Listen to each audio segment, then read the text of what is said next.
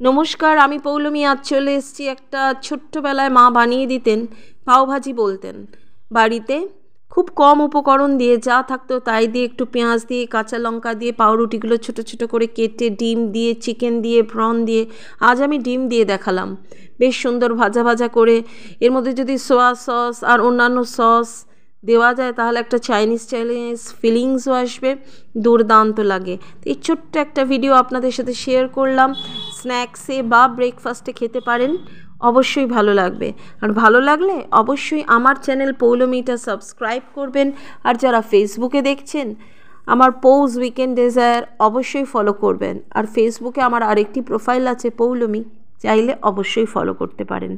সবাই ভালো থাকবেন, সুস্থ থাকবেন, আর নিত্য নতুন রান্নাবান্না দেখতে থাকবেন। আমার পাশে থাকবেন, ভালো ভালো খাবার খাবেন, ভালো ভালো রান্না করবেন, আর অবশ্যই হোমমেড খাবার খাওয়ার চেষ্টা করবেন।